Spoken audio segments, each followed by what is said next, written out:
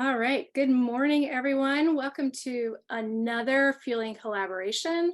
My name is Jen Bunty. I'm the Public Info Coordinator for the Consortium of Appalachian Fire Managers and Scientists. And I'm elated to welcome you all here today. This is such a hot topic, especially in the Eastern US, where it's not gotten maybe as much national attention, but we all know it's going on. And I'm really thrilled to learn from our expert panel today. Just as a reminder, Fueling Collaboration is a collaboration between all of these organizations, the USDA Forest Service's Northern and Southern Research Stations, the Consortium of Appalachian Fire Managers and Scientists, who I'm representing, Lake States Fire Science Consortium, North Atlantic Fire Science Exchange, Oak Woodlands and Forest Fire Consortium, the Southern Fire Exchange, and the Tallgrass Prairie and Oak Savanna Fire Science Consortium, who are all part of the Fire Science Exchange Network under the Joint Fire Science Program. And I know it's a lot of words, but these are the faces of the people who are really behind this. This is our incredible team. And one of the reasons this series has been so successful is because all of these people just put their heart and soul into it. And I think we all get a lot out of it and are excited to keep this season running. But as I say that, season 3 is wrapping up. This is our next to last discussion for this season. Our last one will be the Fire and Water panel on March 16th. This was rescheduled from December. So there is still time to register for that one if you're interested. We're going to be talking about all things about how fire affects our water resources.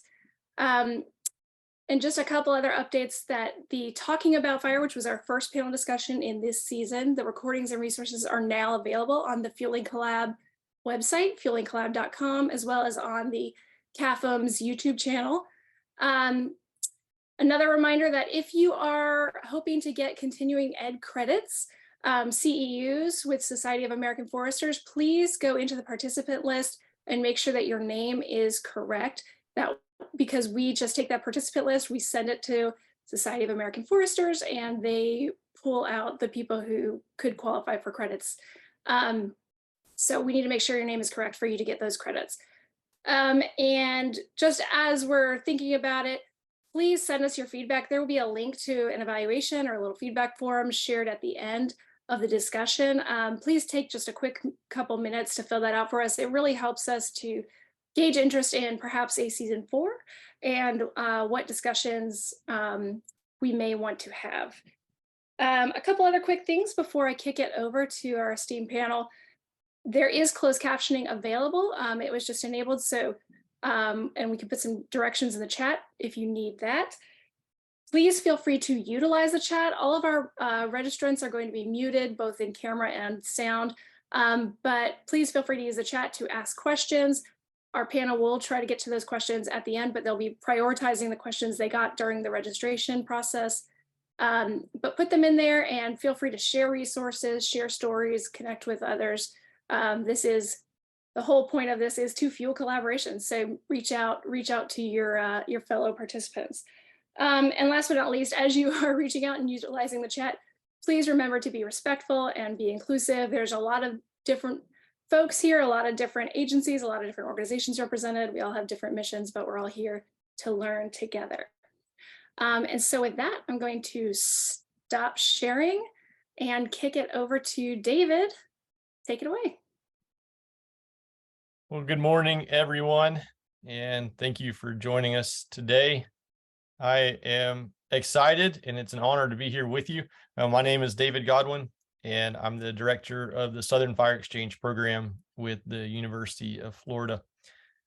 And I have the privilege of moderating our panel discussion today. Just a little bit of background. Last year on the Fueling Collaboration series, we had a group of panelists who came to talk specifically about the fire and WUI in the eastern United States. And at the end of that hour-and-a-half long program, I think we all agreed we could have talked about the topic for a week. And so when we had the opportunity to put together a program to touch on some related topic this year, Craig and I, who were leading this section, really wanted to focus in on prescribed fire in the eastern US. And based on the questions that we received from you all, and the evaluation information that came in from the program last year, we knew that we needed to not only talk about prescribed fire in the eastern US, but we really needed to hone in even more and talk about prescribed fire in the WUI in the eastern US, because that's really some of the most complicated burning that anybody does. And sometimes these are some of the most important and impactful places that we're seeing fire on the landscape. And so with that, it's our pleasure to introduce our speakers today, our panelists. We have an impressive amount of experience on our panel, and equally, I think, a really fascinating geographic representation that we have to learn from today. So we have John McCabe, who is with Cook County, Illinois, Polly Weigand, who is with the Central Pine Barrens Commission on Long Island. We have Nick Larson, who is with the U.S. National Forests in North Carolina. And we have Dr. Louise Loudermilk, who is with the U.S. Forest Service Southern Research Station in Athens, Georgia. And so what we have asked them to do is to put together just a couple slides to introduce themselves and to talk about what WUI burning looks like where they are. Given the geographic distribution of our speakers, I think we're all going to learn something even just from their introductions before we even get into the meat of things. So with that, thanks for joining us. And John, would you like to lead us off? Thank you very much for the introduction, David. My name is John McCabe, and I am the Director of the Department of Resource Management at the oldest and largest forest preserve in the United States, the Forest Preserves of Cook County. I've been burning in Cook County since 1990. When I started working here, I was 6'2" with a full head of hair, as you can see now. Some of that's due to the stress of this burning. As you can see in the video here that Craig's about to play, Cook County is the county where the city of Chicago is located. We manage just under 70,000 acres in Cook County. And out of that 70,000 acres, about 4,000 of those acres are actually within the city of Chicago. And the rest is outside in the suburbs, which anybody who's been here knows is heavily developed as well. Next slide, please. Oh, there goes our video. So you'll be able to see as that zooms in. Reference from O'Hare Airport, which is adjacent to a lot of our properties. Several burn units very nearby there, and you can see the density of the development in and around a lot of the properties that we have to manage. Just a couple of quick stats. As I said, just under 70,000 acres. We make up about 11% of the land in the county, second most populated county in the United States. 362 miles of trail, 60 million visitors. We burn anywhere from 150 to 200 burn units in a given season, of course, weather dependent. And it's just a challenge for us really on the smoke management side is the most important thing. One of the benefits of living in such a heavily developed area is that our properties are so fragmented. We have very good burn breaks, but we still have plenty of areas across our preserve where we have outholdings or residences that are embedded in our preserves. Thank you.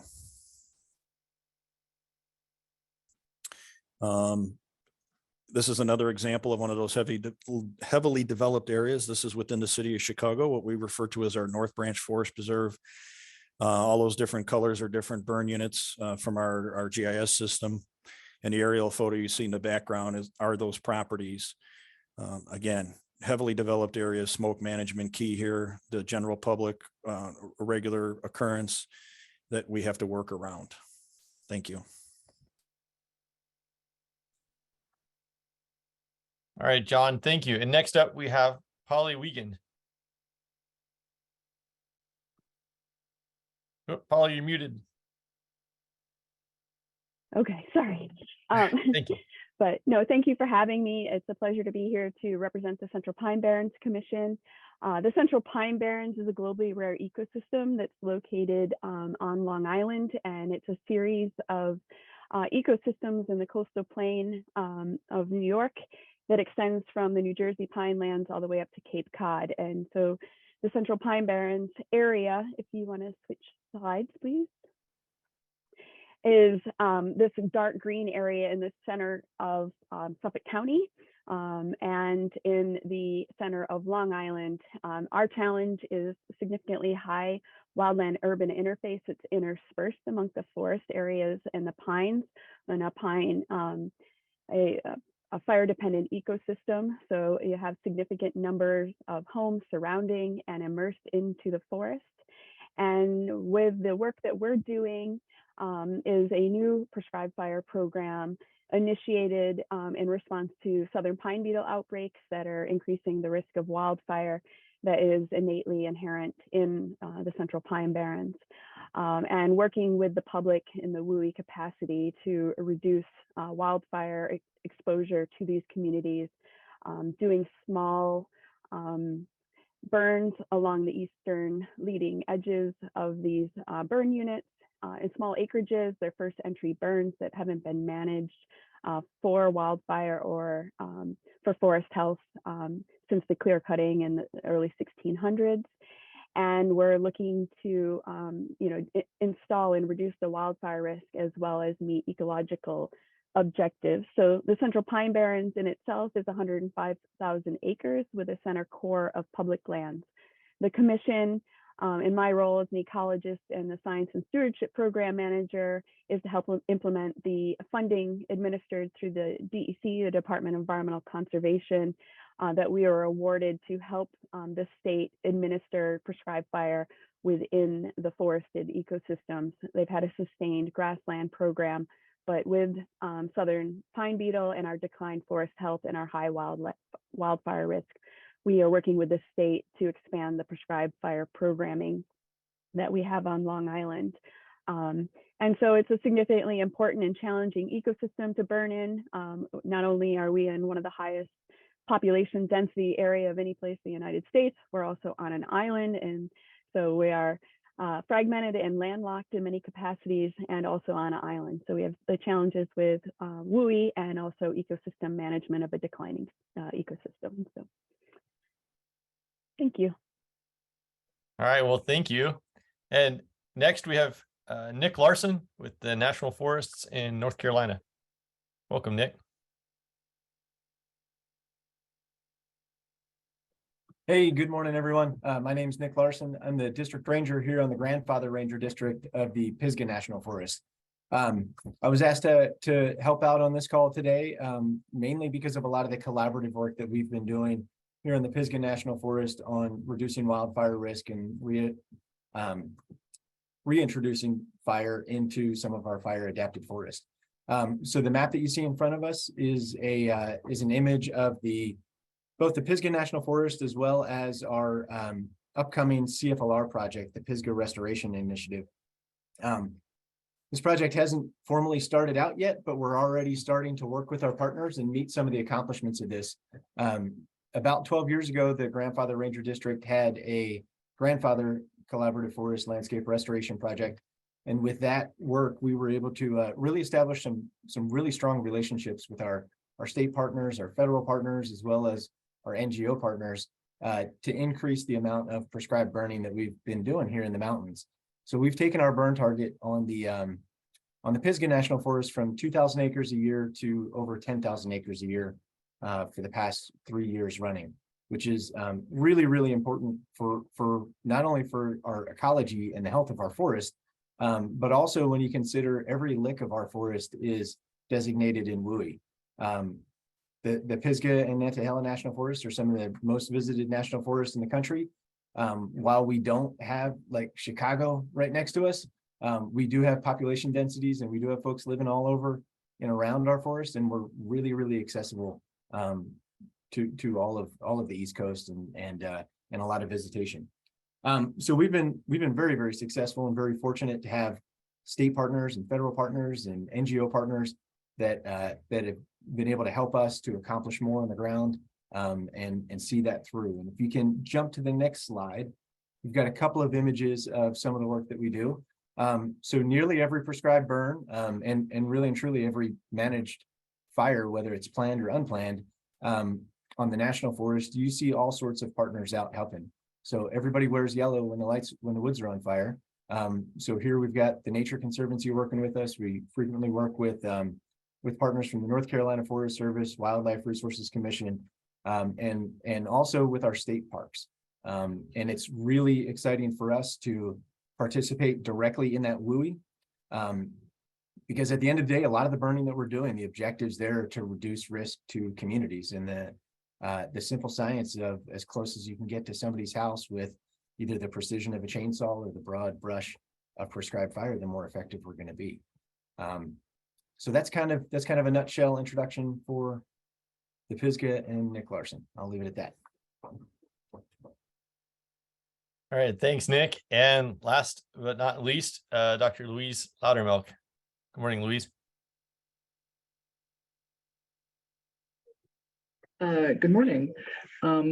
Yeah, so I am a research ecologist with the USDA Forest Service, and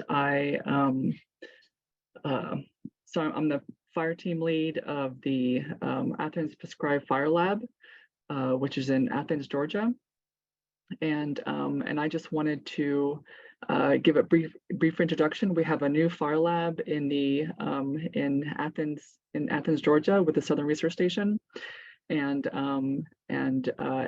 we do all kinds of experiments in the lab and in the field. We do a lot of, so in this slide right here shows a sort of cross scale information that I use, like we do anything from ecosystem modeling down to terrestrial LiDAR and aerial LiDAR, and use information even in the field to sort of inform fire behavior models. Next slide, please.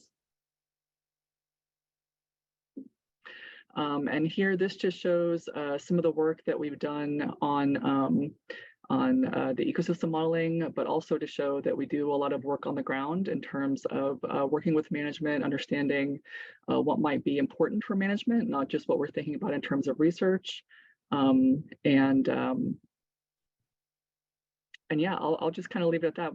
Do we do anything from carbon modeling to understanding spatial dynamics of fire behavior and carbon, and how that relates to fire management. So yeah, I'll just leave it at that. Thanks. Well, thanks, Louise, and thanks everybody. Appreciate your introductions. Enjoyed your slides already. It's the breadth of experience and scope that we have represented is impressive. So we took the questions that came in from the registration process, and we've tried to sort of put some of these top questions and most frequently encountered questions into a bit of a framework here to guide our discussion.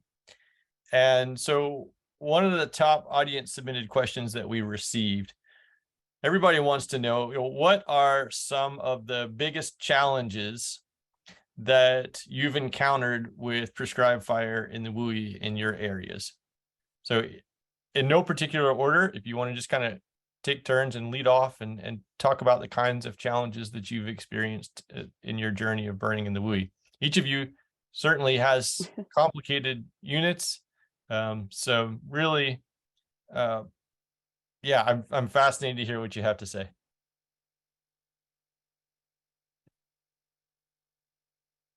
Well, I'm happy to start. I think one of the larger challenges we have on Long Island is that most of the people that live here and manage the forest are not adverse to seeing forest management. And because these are first entry burns, there's mastication that's necessary and fuel rearrangement to be able to burn in a controlled and safe manner.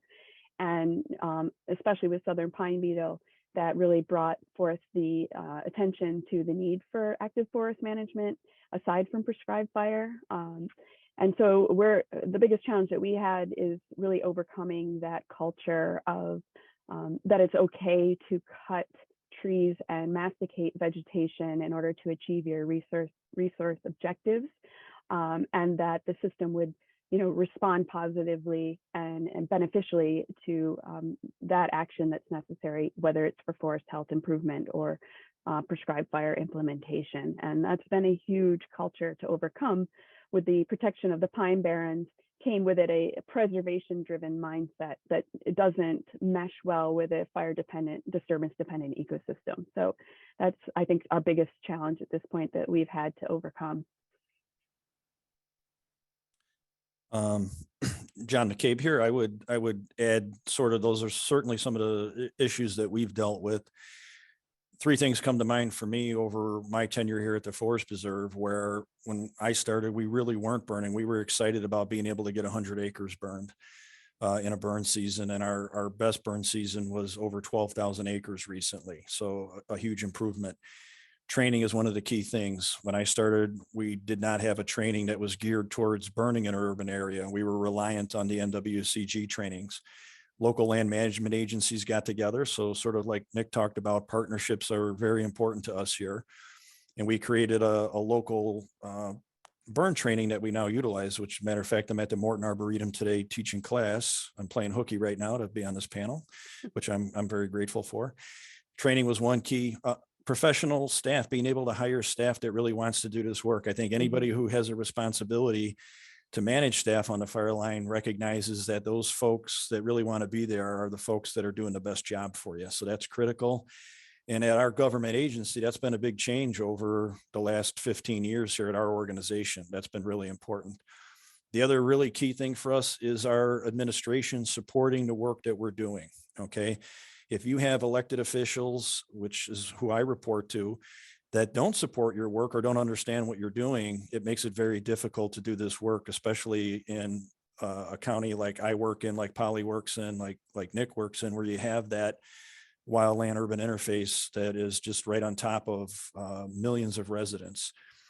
Resources, of course, I think that's everybody's issue, right? You need the funding, you need to be able to support that staff, that training, that administrative work that you're doing is key. I have seen in the last 15 years of a 180 on that cultural side, with people recognizing the importance of prescribed fire. Most people, when they would come across us 15, 20 years ago, would yell and scream at us. Now they're patting us on the back. They want to take selfies, all that kind of stuff while we're out burning. It's been a 180 on that end. And that has been a huge thing. People recognize that we're in a fire dependent community. We need to apply fire. It's the only way that we could protect the flora and fauna that call the Forest Preserve home in this heavily developed county. Yeah, I want to add on a little bit to what John had said. We've made strides in people kind of putting together the value in prescribed burning. There, after 10, 12 years of the increased amount of fire, you can quite literally see the differences in our landscape and our forest. And people are really and truly starting to appreciate that and understand that. The challenge that I see us struggling with right now is how to bring that closer to the actual residents, how to work with such a wide number of interests and such a wide group of people. It's one thing when you've got a dominant federal landowner to say, all right, I'm going to go out there and I'm going to light 2,000 acres on fire to reduce wildfire risk to a given community. It's another thing when you're working with 30 homeowners within an HOA to really try to bring that HOA together to do some home hardening, to reduce some of the dead fuels or even some of the live fuels in their area, to follow through with those practices. And no joke, that's hard work.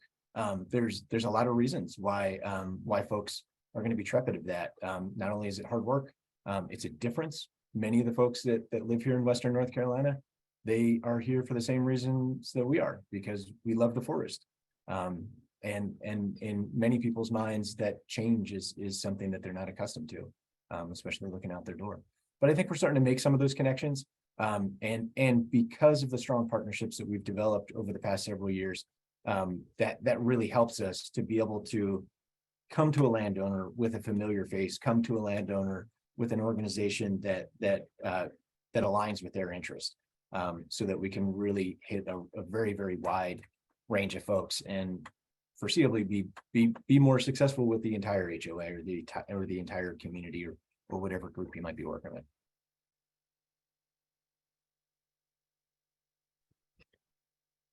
Louise, from the research perspective, are there challenges from I guess, are there science challenges or research challenges that you are encountering or aware of related to fire in the WUI and prescribed fire in the WUI? Well, yeah, I think it's a constant challenge, right? There's we get a lot of questions from management, more from like a broader scale perspective, right? In terms of, what does it mean in terms of, we want better models, right? Of smoke prediction, of where it's going to go, how it's going to impact health, that sort of thing. And then we also just want better models on, understanding fire behavior, and so just from a broader scale perspective, yeah, I mean, there's absolutely challenges, and I think, we can talk about this as it goes on, but there's a lot of push for better tools, right, in the research community. So I'll just leave it at that. But yeah. One of the other things that folks want to hear about from all of you is, tell us a success story. What is something that you'd like to share with the audience today in terms of implementing a burn or a series of burns on a project area? What's one of your success stories from each of your regions?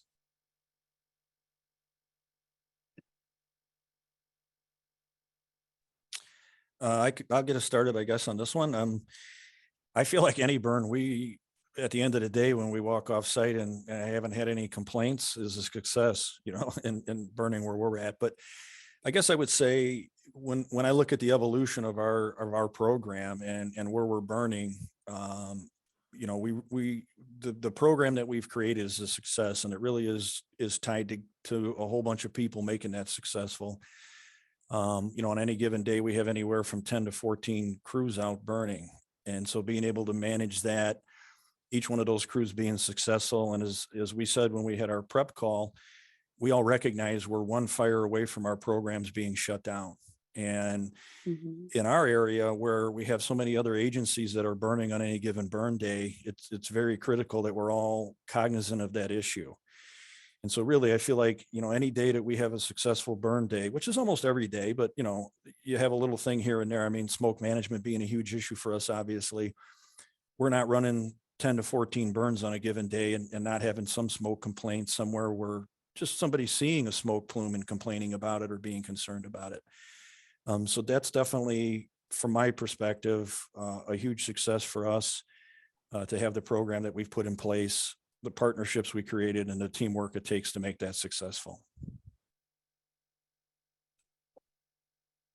So when I think of a success here locally in Western North Carolina, 2016 was a watershed year for fire activity in the Southern Apps. Western North Carolina alone, that fall around Thanksgiving, we had over 60,000 acres on fire from wildfires. So really, really big deal. Anybody that lives here remembers nothing but smoke that entire fall. So 2016, we were quite a few years into our CFLR, quite a few years into an increased amount of prescribed burning. And we saw the direct benefits of that. So we had a grand total, when you've got 380 some fires in Western North Carolina, the Grandfather Ranger District had a grand total of 4 that escaped initial attack, which is really, really impressive, particularly considering the entire district is south facing. We look more like the Pine Barrens than we do Southern Appalachian, oftentimes, because we're highly, highly fire adapted here. So to be able to look back on that season and say, when resources were slim, our management options were much broader. We literally had the ability to much more aggressively suppress fires because of our pre-work in prescribed fire, because of our existing fire lines that were in place because of the good communication and coordination that we had with our responders. And that was a direct benefit that we were able to host a lot of firefighters, but then we were able to send them to where the need was, as opposed to just pulling more resources and pushing string uphill. So that was probably our big one. I think for us, it has been, last year was our first fire season.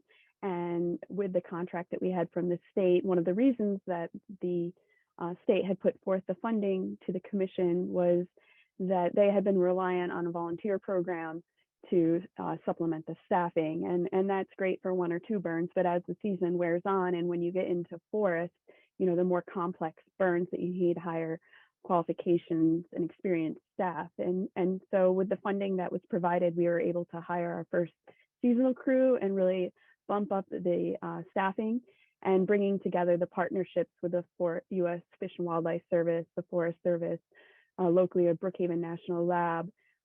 Each of those entities, brought the experience and partnership, and then with DEC providing the reviews and approval and the contract funding, the rangers were able to mobilize units to come down to help support the prescribed burns. One of the, I think, more immediate benefits and overcoming one of the challenges was us also hiring a burn boss. So that gave us 2 burn bosses on Long Island that were able to burn. And in that, we were able to purchase all the equipment, have the staffing last year, and we, in the forest, were able to burn 50 acres of forest, which previously had been conducted at BNL in 2017, and they were the ones to, really initiate prescribed fire back in the woodlands. But for us, having that 50 acres on the ground last year is, I think aligns with, what John was saying in their first years of their fire program of being able to burn 100 acres. We got 50 acres, and we're very proud of that success of having a sustained program that moves forward. And, we're looking to having a greater number of acres treated this year.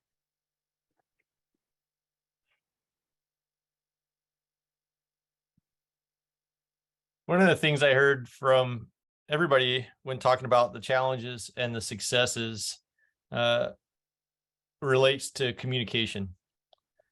And whether it's communicating with your neighbors or the public, or John, you mentioned communicating with your leadership. So that's something I think I'm seeing questions come in from in the chat right now too. What have you learned about communication in your prescribed fire journey so far? And are there any lessons that you would like to share or tips that you would like to share, both communicating with the public and also communicating with your leadership? I guess I would say I always viewed communication as a 4-letter word. I feel like we've come a long way, though. Sometimes you learn who to communicate with because you didn't communicate with them, but certainly we want to learn from those mistakes. Another thing I would say is make sure that whoever you're communicating with, that you're documenting that communication, especially like day of communication as it relates to your prescribed fire. Just building off of a comment that Nick made about his success, our relationships with the fire departments, local fire departments, in and around the Chicago area where they're structural firefighters. A lot of these folks have zero understanding of wildland fire. Their mindset is surround and drown. And so when they respond to a wildfire on our property, it's not like what some of you might be used to dealing with. And so we've made a lot of inroads communicating with them and trying to work with them to better understand that aspect. The general public, as I said, we've really seen a 180 on that, but a lot of that is due to the work that we've done and then people like yourselves. So programs like this and just positive information getting out about prescribed fire and the benefits that prescribed fire can have as far as, reducing the potential for a more intense wildland fire. So thinking about all of those different things. Social media now, we're taking advantage of those things. Our website, those are all things we didn't have when I started burning. So it's much easier to communicate that way. Signage, making sure that your staff can answer the question, right? If somebody walks up to one of your staff on a burn and says, "What are you doing?" If they give the old Forest Preserve salute, the shoulder shrug, that's not going to look good for your program. So it's important that even those folks on the fire line have that basic canned response. That makes a very big difference, and it really will go a long way in people having confidence in your program. Real quick, last thing is, professionalism. Having your Nomex on makes a big difference versus being out there in a pair of jeans and a t-shirt. Looking professional makes a big difference too, and people having confidence in your program and that communication. So we have been working, we have a great press person, and we also work in collaboration with the DEC. Since the commission doesn't own any land, we're facilitators, so we help other agencies manage their land. And so we release press releases and jointly with the DEC, but we've also worked with our press person and DEC's press person to get press coverage, including NBC4 out of New York City, and Newsday, our local newspaper, getting an article in the Sunday section of the Long Island Life. So those have been really beneficial to us, but we also meet with the fire departments proactively before we're doing any management in their fire districts, so that we have them both as, upfront, supportive, and contingency, just in case. And then we meet with the civic associations and other larger civic associations, and we've been using Zoom as a better outreach tool. So we'll host our own presentation and put it out to the public that they can join it in the evening, so that we're reaching those that are working during the day, and also giving presentations at the libraries, and then developing infographics on operations and ecology that we post to social media and post out to those that are directly, not that that's a formal notification that you would do immediately prior to the burn, but just as a courtesy notification to the towns and other people, so that they can also, conduct some press releases and information and put it out to their mailing list. And that's been very effective for our outreach program. We haven't had any complaints or negatives. It's been very challenging in some cases to get people to engage. But again, we also then have the email, the notification that we had tried to, when they approach us and say, hey, well, we didn't know about it, how can we get involved? That provides a nice avenue for us to reach out to them. And then we built off the program of the Albany Pine Bush, who also burns in a highly urbanized area up in Albany, New York. And they send out a postcard to all of their surrounding members of the public, and we mirrored that as well at the beginning of the burn season to help notify individuals of our operations.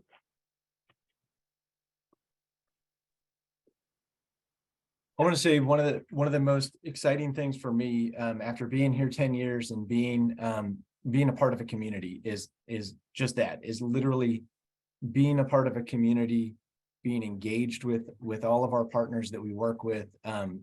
These are our friends, our coworkers, our peers, and having those kinds of deep relationships that we are regularly working together, regularly hanging out and doing stuff together, really makes that communication way simpler. And that's been one of the most rewarding things for me, is to be able to see how much clearer our communication can be, how much more aligned we can be in the ways that we're going, just by participating in the wider conservation interests. So that's one side of it that is really, really interesting. And this goes for both prescribed fire as well as when we have when we have an unplanned incident. Like, it's super cool to be able to present that same level of information, the same faces that community members are accustomed to seeing in either an incident that's planned or an incident that's unplanned. And that really makes our communities more comfortable and makes all of us much more approachable. So that's one side of it that especially the 10 years that I've been here in North Carolina has really demonstrated to me as valuable. The other one is really simple, of just like doing a better job of sharing our success stories.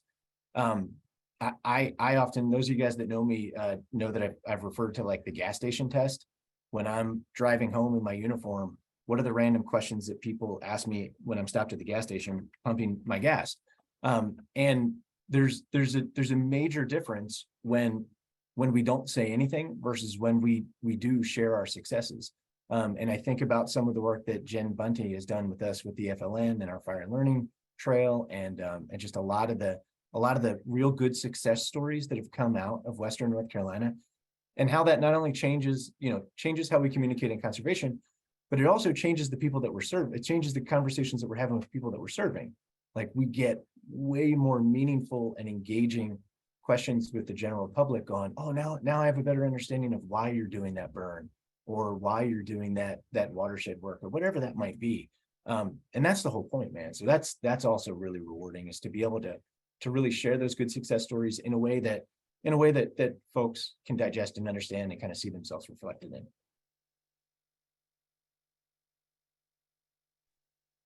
I love that gas station test. I used to work for our state wildlife commission in Florida, and the questions that we would get at boat ramps, we would have all kinds of different questions, often about like, can I shoot this, and just insert whatever animal you could think of. It was always fun.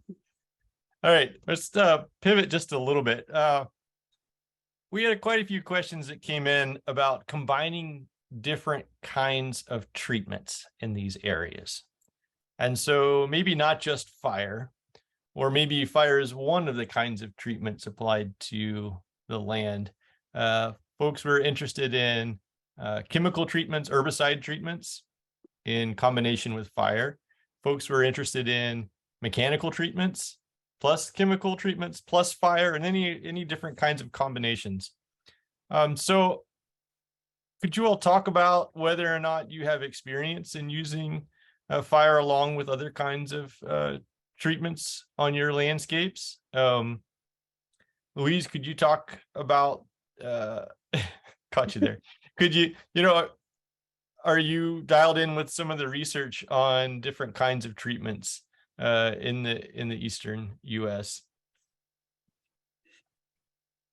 Yeah, I feel like everybody here has got more sort of explicit examples, from their sites, which I think is way more interesting. But I mean, I think everybody kind of knows that usually any type of treatments that you do sort of before, prescribed fire is usually geared to sort of kickstart, the system, because a lot of people hesitate on, potentially hesitate on burning an area if they know they want to restore it or change it to a particular type of habitat or ecosystem that their objective is for, whether that's, right-crooked woodpeckers or whatever it might be. But they might need to make some structural changes just to get fire on the ground, right? And a lot of that has to do with, sometimes an ecosystem. So I've worked a lot with longleaf pine, right? And when longleaf pine has an experienced fire for a long time, it starts transitioning into a hardwood system. And a lot of times that hardwood system can actually become a little bit more fire resistant, right?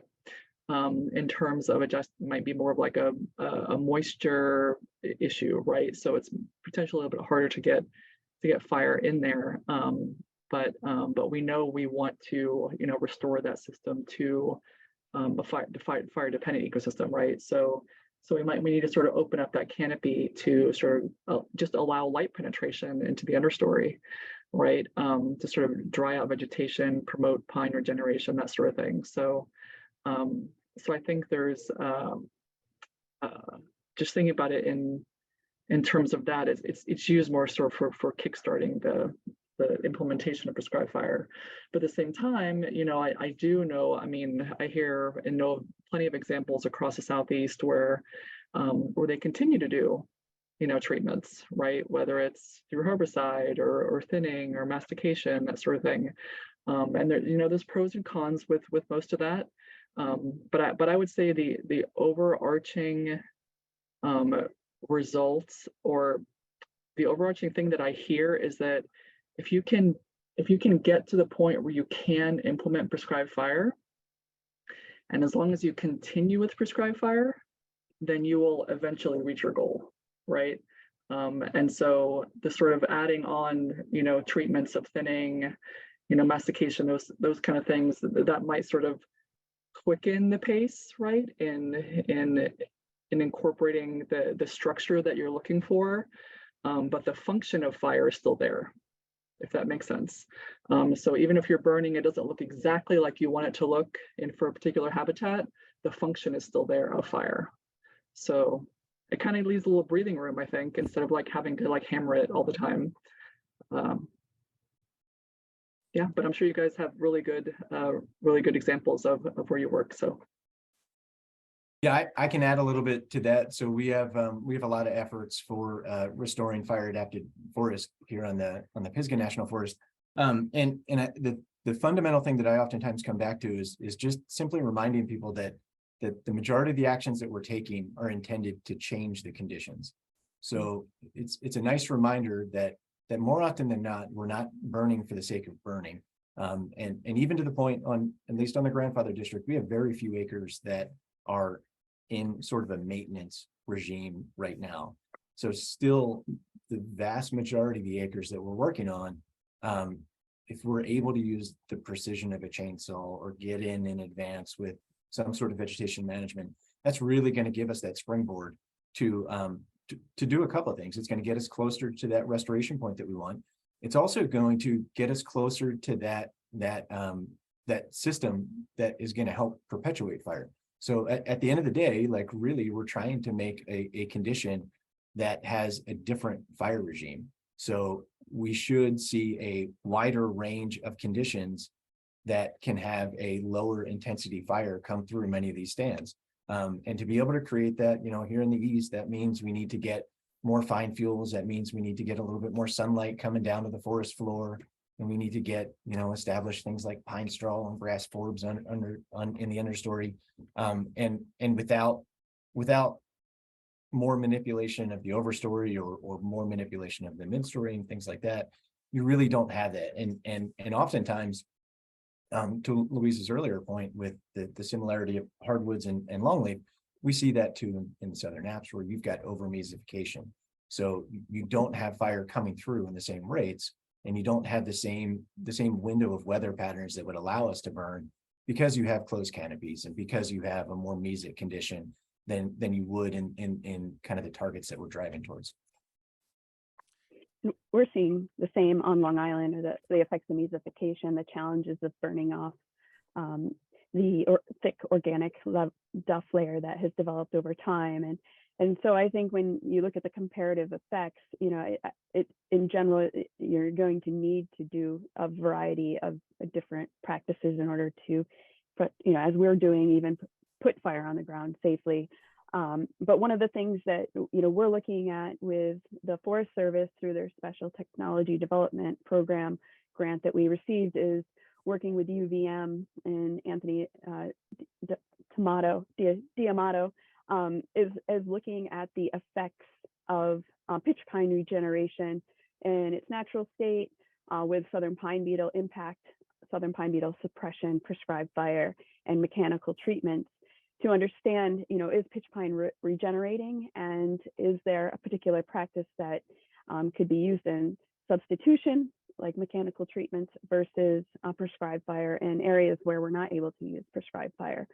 Related to the chemical treatments, we haven't been using chemical treatments yet, but I know in Albany Pine Bush for them and opening up the canopy and the gaps for recruiting lupin for the Carner blue butterfly, it's been integral to put herbicide not only in the invasive species due to their abundance and persistence, but also scrub oak, our friend the scrub oak that just says thank you, ma'am, when you brush hog it, and it comes back just as quickly the next year or two. And so where we're experimenting with fire, I still have it reserved in the back of my head to let our practitioners, see if they can kill scrub oak, and then I'll, provide the possible use of the herbicide. But we're a sole source aquifer on Long Island, so we want to reserve the chemical application for special situations.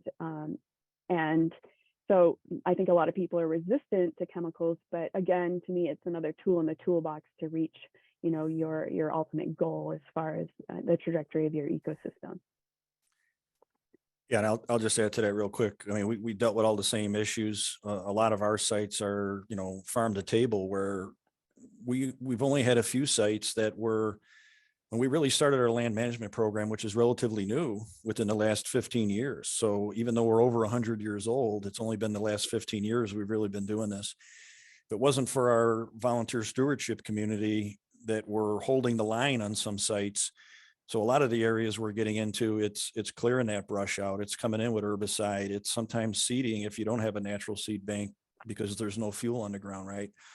The key thing that we emphasize is, and it sounds like in Polly and Nick's case, right, you have a plan in place, because fire is not the answer for everything. And if you're going to put fire down, you might actually exacerbate some of your problems if you don't have a plan to come in. Some of these invasive species we're managing actually like fire.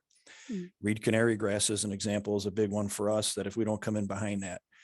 Our sort of keystone tree species here is oaks, and fire is integral to the regeneration of oaks. And we have an oak ecosystem recovery plan in place that we're working with a lot of our partners on. And so that's a key species. And it comes back to what Louise was talking about with light. The absence of fire here for so many years has created some extensive shading. And so you talk about communication when the forest preserve is cutting trees down, right? You're the forest preserve. Why are you cutting trees down? So having those conversations, bringing the herbicide piece in there again, dealing with the public as we do, that's a tough conversation. That's even tougher than the burn conversation. So that's a whole nother panel that you have to have talking about that aspect. But it's absolutely integral to our operation. So we're throwing the whole toolbox out there. And as Nick pointed out, we're in the same boat where we only have a handful of properties that are maybe burn maintenance only. The vast majority of ours are a combination. Even some of our better warm season grass areas, we have a particular site, calorie repair. If you have not dealt with that yet, let me tell you, you do not want that on your property. We have very good fire in some areas, and it does not, that calorie repair laughs at you. And so you have to follow up. It's incredible.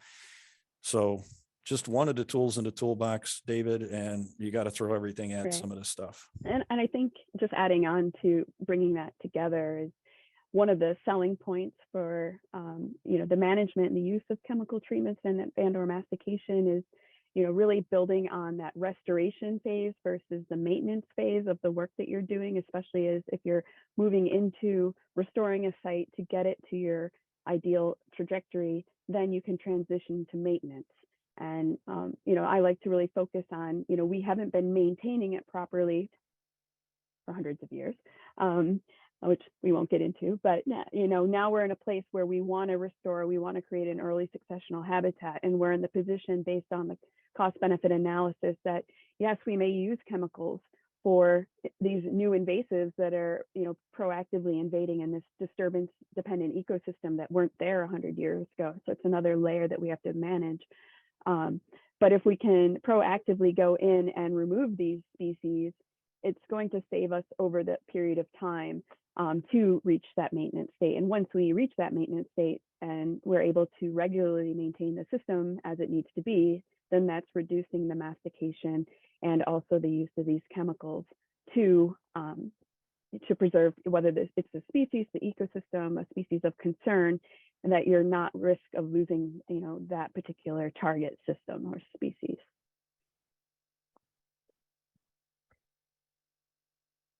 So one of the questions that came in during registration, and I've seen in the chat, it's come up again, a lot of folks are interested in prescribed fire impacts and smoke and air quality. And when we're using fire in these highly visible, highly accessible units, John, my jaw dropped when I saw some of those burn units that you showed us in your introductory slides. I was like, where in the world do you send the smoke? It's completely surrounded by residential developments. So can you guys talk about how do you deal with prescribed fire as it relates to smoke and air quality in your areas? Are there tools that you're using?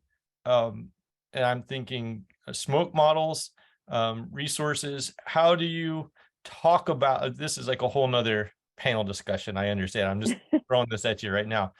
But we could, how are you talking about smoke and air quality impacts to your neighbors as well?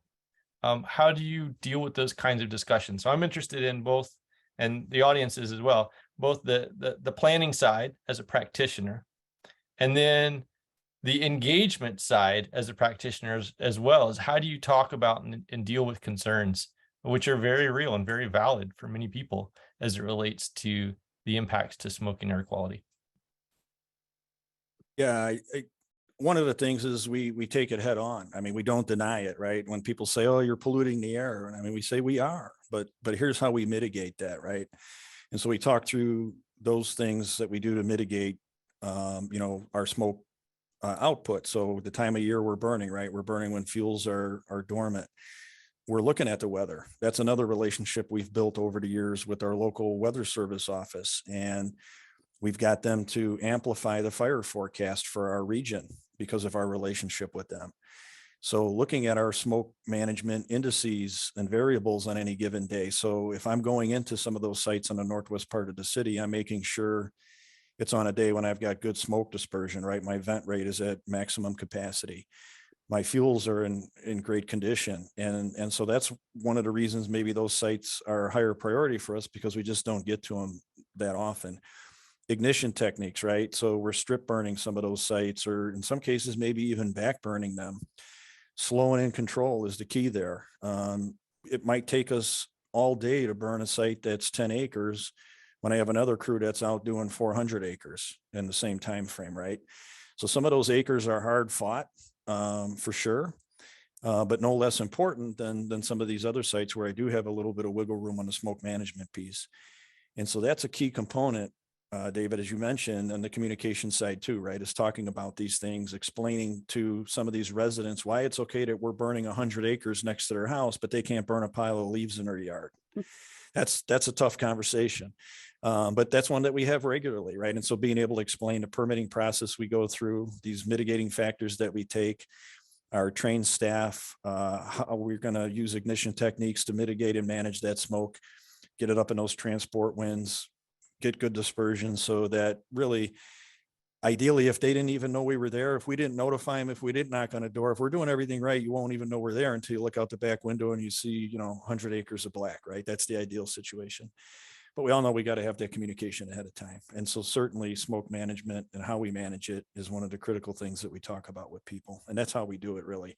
Slow and in control, and just being very, very careful. We use, to add to that, we use, we'll roll out a hose line with sprinklers on it and mop as you go, so that we're limiting the amount of smoldering that's occurring, especially with the heavies. Not only does that help facilitate the smoke reduction, but it also helps advance the reduction in time and mop up. But as John, identified for us, especially when we're very close to property and WUI situations, we're scaling appropriately, scaling down to a smaller burn unit. And, in times, we don't have restricted wind vectors, because it doesn't matter which direction that the smoke is being blown in. And that's where we scale down. And again, similar to John, looking at the weather and the winds and the lift on the smoke. But the sprinkler systems, where you move them in and around the unit, has been key, but also trying to, look at the fuels and the availability of those fuels, and trying to burn when, some of those heavies could be excluded from the burn, and burning more of the finer fuels, so that we aren't having smoldering and smoke exposure to the public. One other thing I just remembered too is we build on the PR as well to also help inform the public that through a controlled process of looking at all these different conditions related to the weather, the fuels, the exposures, that we're able to direct that smoke as much as possible away from the public, where if we wait until a wildfire occurs, then there's going to be so much higher exposure to smoke in the public that is going to be uncontrolled completely. And so by proactively implementing prescribed fire, we're significantly reducing the likelihood of smoke exposure and risk to the public in that accord. And that's one area that's very helpful to the public to understand, the differences in what we're doing. I'll just add to this. One of the things that's really helped us out is having unified communication with all of our partners. So regardless of who owns the burn that day, whether it's a Wildlife Resources Commission burn or North Carolina Forest Service or US Forest Service burn, we all know the conditions. We're all tracking those conditions well, so that when we get a call from a member of the public or a concern from somebody, we're all coming at it from the same angle. We're all describing kind of what our same standard mitigations are, really and truly talking about how seriously we do monitor that, the weather patterns and the smoke, and model it. And then we've also had a pretty healthy monitoring system over the years to be able to come back to the public with numbers of what are the conditions, what are the circumstances under which it does become a significant health threat versus where it's still relatively benign or consistent with at least state regulations. But that unified communication, because at the end of the day, the vast majority of the general public doesn't see much of a difference between the US Forest Service, the North Carolina Forest Service, the National Park Service, and that's cool. Like that's fine. But if we can give them a similar answer and give them the same answer of kind of what's going on and why it's happening, that makes all the difference in the world. So I just wanted to add a quick tidbit from the research perspective. There is some. I know it's hard to convince people that little smoke is better than a lot of smoke, right? But I'm sure you guys have those conversations in terms of, if we have some prescribed fire now, there's a lot of really interesting research coming out and being done right now on sort of what the difference between smoke from a prescribed fire versus smoke from a wildfire, and what that means in terms of different particulates, how much black carbon there is, difference in nitrous oxide and all those things. I'm not a smoke ecologist or a smoke scientist, but I know the research is going on. We've even done some experiments here last fall in our prescribed fire lab, looking at specifically those things, like the different types of fuels and how the different moisture content and how that affects different particulates in smoke and that sort of thing. So anyways, those things are coming out and they might be useful for you to communicate. And also the other thing I thought about was, there's some really interesting smoke ecology out there.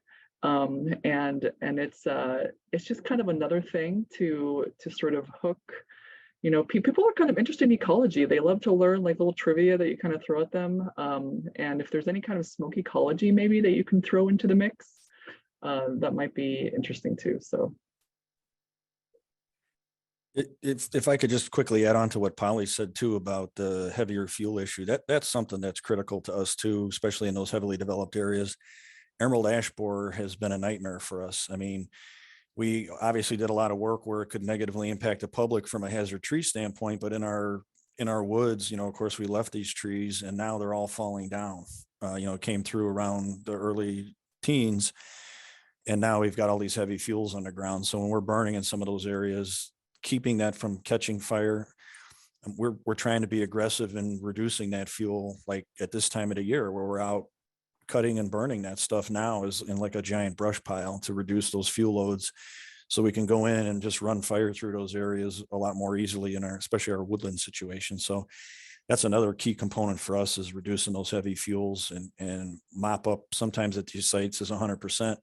I go out of my way not to tell staff where we're going to be burning the next day, because if I told them we're going to some of these places, they might call off because it's so much work in a place like that.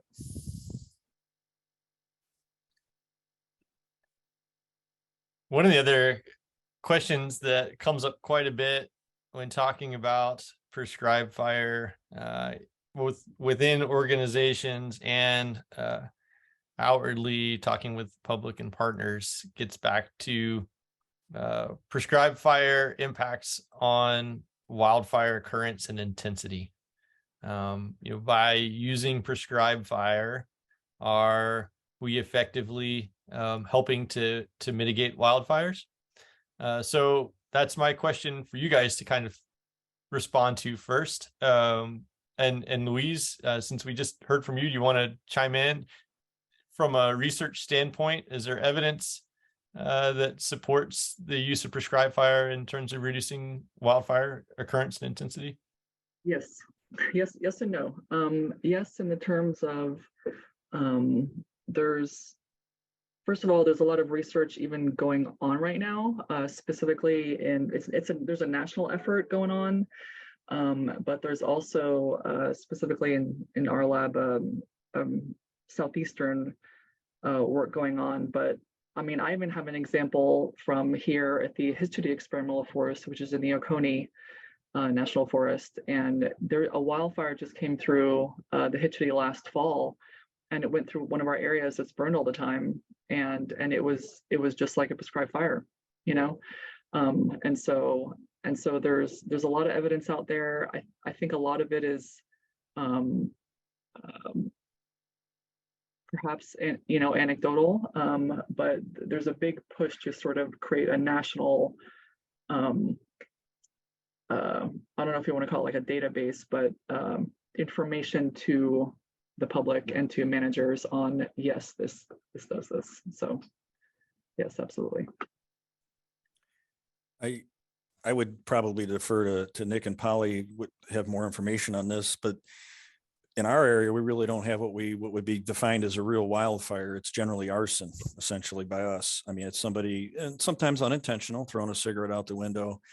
People, for some reason, think they should dump their coals from their barbecue grill in our natural areas, which then starts a fire. I don't know why they think that's a good idea. I would say in my, again, 30 years here, I don't know of any sort of naturally started wildfires.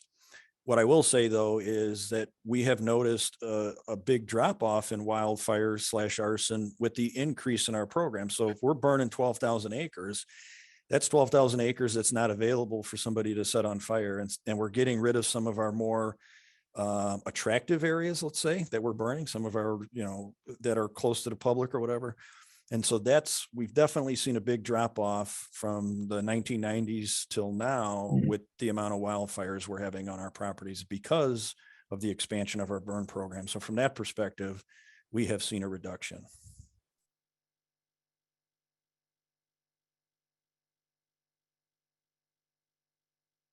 All right. I don't want to argue with Louise because she's much more educated on this than I am. But I want to take this in a slightly different direction. I haven't seen a drastic change in our wildfire occurrence. We still have arson. We still have abandoned campfires. We still actually have the highest propensity of positive lightning strikes and natural ignitions in the state of North Carolina on the Grandfather Ranger District. So we still have a lot of wildfire occurrence. We're a fire adapted forest, right? Like that's going to happen. What's really interesting to me is because of our prescribed burn program and because of our work is the tools that are available to us in the instance of an unplanned fire have drastically changed. What we're able to do in that circumstance of when you have a fire is completely different. And it's not just a matter of, reducing risk to our wildland firefighters. But it's real ecological things of like, maybe we all of a sudden don't have to punch in that new fire line with a bulldozer. Maybe because of the work that we've done, we can just let it come to the next creek, or because of that work, we're able to hold it at a road that historically we might not have been able to. And that's a big impact. And that makes a big difference in all kinds of things. Like, I mean, especially we were just talking about non-native invasive weeds. When we have a disturbance come through, that's something we need to follow up with. And especially when that disturbance is a bulldozer, man, you're going to end up with some weeds. So being able to have a wider range of management options available has been like my biggest selling point, that we don't have to suppress every single wildfire that comes to us, or we don't have to use the same tactics to suppress it even. That's been a real eye opener, and it's been super rewarding to be able to practice that in real time too. Similar to John, most of our ignitions are human caused, even back to the Native Americans as far as influencing fire and forming what we see now as our ecosystems. But as far as these challenges, I've totally lost my thought. Can you repeat the question? I totally spaced out. Yeah, so we were talking about how prescribed fire can influence or impact Right. the occurrence and intensity. And it seems like the Right. conversation has really shifted towards reducing intensity. Right. And that's what I was going to say is, Situation. I don't, this is a fire dependent ecosystem. So if you have the ignition source and the fuel's available in the right conditions, it's going to go. I think the benefit of the prescribed fire and the goals of prescribed fire is not reduce the likelihood of wildfire, but reduce that intensity so that you're trying to reduce the likelihood of the fire getting into the canopy and being a unstoppable fire and bringing it. Maybe we don't have the resources to manage all of our forests to ideal conditions. So in those heavier stocked or even more flammable environments with the ladder fuels where the fire can get up into the canopy, when the fire is coming towards these neighborhoods, the goal of the thinning and creating the shading, the shaded fuel breaks to bring that fire down onto the surface of, and to be able to then address and contain that fire and keep that coming into the WUI area of exposure to the businesses and homes and people that we're concerned about. Great, thank you. Those are good responses, and I think folks may have come away with some valuable talking points to really hone in on when addressing these kinds of questions and issues. I think getting away from that wildfire prevention is doing a disservice too to the ecosystem, because we want it to burn, right? If it wasn't for the WUI, we'd be in more of a position to let it. So I think also in that marketing, as you're saying, David, is trying to get away from wildfire prevention and more of a management. Yeah, I love how this has progressed, and Nick, no, I really appreciate you bringing that up, actually, totally, because it's all about if it actually intersects or not, right? Between prescribed fire and wildfire, and the timing, and what the conditions are like, and there's all these it depends, things that sort of go along with that question. That's a loaded question, David, and I know that's on purpose, but but yeah. All right. We had so much conversation and questions over here in the chat that we need to try and touch on. Many folks on the line are interested to know if you all are engaged with tribes or Native American communities in the areas that you're doing work. And we're seeing quite a bit of attention from across the country right now about cultural burning and connecting our prescribed fire programs, both management and research, with cultural burning. So do any of you have anything that you could share and talk about related to that? I'll jump in real quick. As far as the fire side, not a whole lot but our agency is engaged with the local Native American community overall to try to figure out and better work with that community. As an example, we have a naming committee as it relates to naming our properties or whatnot, and we have Native American representation on that committee to help make sure that we are acknowledging and recognizing the lands that the forest preserves of Cook County are originated from. And I am trying to connect with the community to make connections on the prescribed fire side of things, as I recognize the value that has to that community.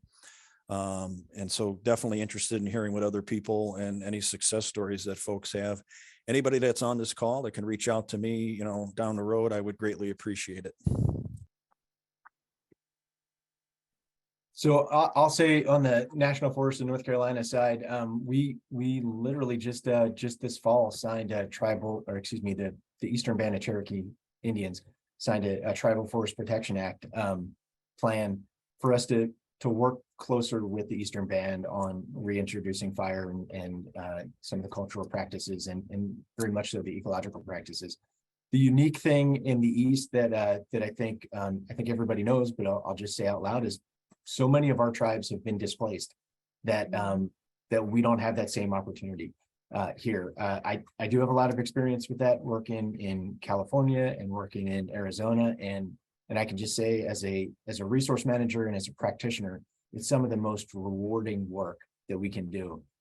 So I am incredibly excited to see that starting to pick up here in North Carolina, and looking forward to seeing how it shakes out. I wish I had some more recent examples, but it's just incredibly good for your soul and your heart to see that direct connection to history, to culture, to practice, and likewise to living people and maintaining their way of life.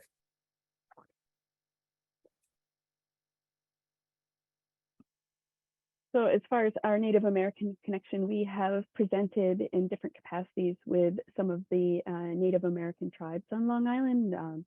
There's two that remain, one that has been moved off Long Island, but it has been rather difficult to engage them in the effort, especially since the Central Pine Barrens is their they're part of their larger Algonquin network, but we don't have actual tribe representation within the Central Pine Barrens as far as some of their lands.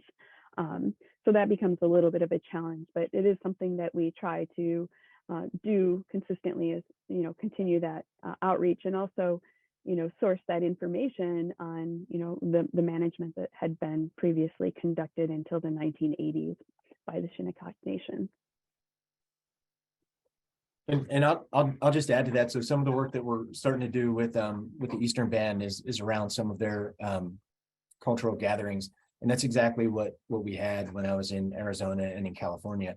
And man, we talked earlier about the gas station test of is the work that you're doing relevant to the people that are around you? And I'll just come back to it. There is no greater relevance than being able to get folks out and whether it's gathering tan oak acorns in Northern California or gathering pinyon nuts in Arizona, here in North Carolina, the Nantahala working on gathering some of the basketry materials and things like that out of our white oaks and river cane. Like, that is just phenomenal to be a part of. I would just add to that too, for us, it's a little bit of a catch-22 because we have very, very strict, no collecting rules, because in a county of 5.2 million people, the amount of poaching that we deal with already is extreme. And so trying to work with the Native American community to be able to do some of those things that they were, culturally able to do has been a tough nut for us to crack. And so we're working diligently on that. But I think fire could be a way to help us, make that connection a little more strongly. So what might work somewhere isn't going to work everywhere else. So I'm interested, and hopefully somebody else will reach out to me that has had some successes and can share that with me.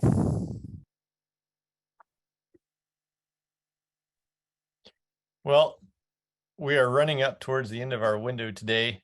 John, you just mentioned the idea of fire being the thing that connects us. And I think that's one of the things that whenever I give presentations, I think about fire in the Southeast as this thing that pulls so many different people together. It's sort of, it's a thing that joins us together across so many different backgrounds and disciplines. It is a powerful tool and disturbance agent and topic. It's really so cool. I want to give you all the opportunity to share any concluding or closing remarks with our folks today, and then we will hand things back over to Jen to wrap things up.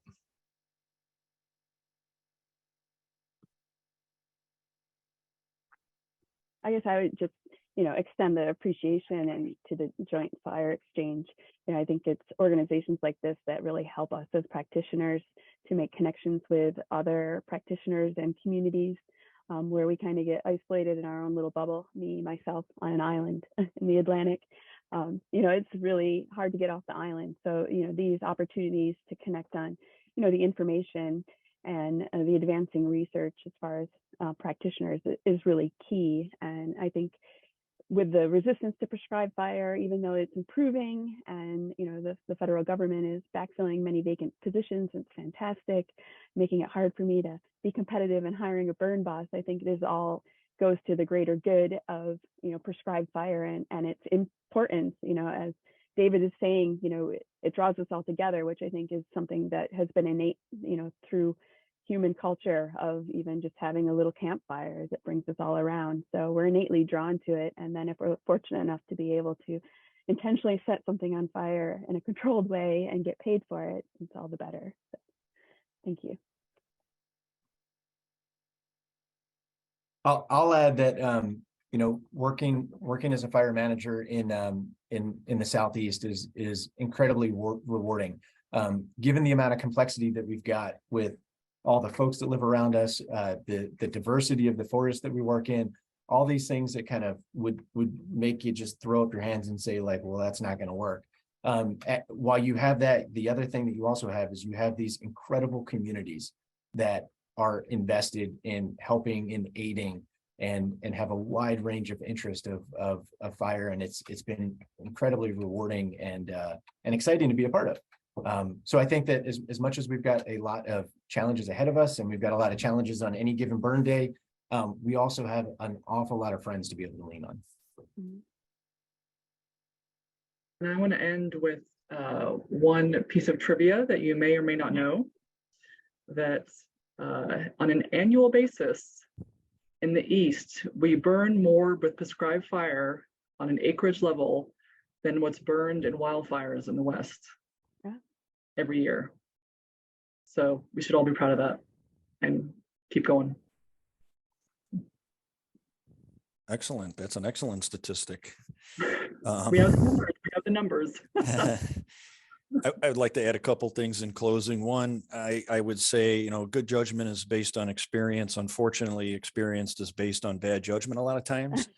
And so I'm offering up my 30 years of experience for those of you who are working in areas like I am. So don't hesitate to reach out to me or others that are on this. I see a colleague of mine, Jack McGowan-Stinsky. I think he's getting paid by the post here, by all the posts that are popping up in the chat. Jack is a great resource. Jim Anderson's another individual I see posting here. There's a lot of resources out there. Again, we've talked a lot about teamwork and building these partnerships. I think that's really, really critical. You know, the program that we've built, we could not manage our natural areas here in Cook County without fire. And this is such an important tool, and it's only going to get tougher for us to burn. It's not going to get easier. It's only going to get harder with climate change, with the EPA looking to make changes to air quality issues, right? That's coming down the pipe. So it's only going to be tougher for us, and we all need to get better. So we need to take advantage of these partnerships, organizations like yours, and we need to really focus on working together in order to be successful and keep our prescribed burn programs functioning safely and efficiently. Well, thank you, John. Thank you, Louise. Thank you, Nick. And thank you, Polly. Excellent panel today. Your knowledge, your experience, your lessons, we have all enjoyed it. I wish we could just make a whole week, pull in our panel from last year, engage with you guys, and we just do like a whole conference on this. This has been so much fun. It's been an honor to join you. And I have to say thank you to Craig Meyer, who helped to make this whole event happen. If I'm just here to help talk today, but really Craig gets all the credit. So with that, thank you all so much. And Jen, hand it over to you. Yeah, wow. I feel like verklempt is the only word I can think of. That was such it feels that was such an inspirational message, and I was really kind of I wasn't expecting this panel to end on such a warm, fuzzy note. But with that said, I really just want to extend my appreciation and thank you to the panelists and to Craig and David for taking the lead on this. I really appreciate all the nuance that you put into this discussion. Other things besides how good we feel about how much we're doing in the East right now, the evaluation, our feedback form, I think they're going to put a link into the chat, somebody. So please give us your feedback. We are considering season 4, and we want your feedback to know if A, we should do a season 4, and B, what you want to hear about. Again, recordings and resources shared in the chat will be available on fuelingcollab.com. And just thank you all again for joining us, and thanks to our panelists and our great moderator. Great job, David.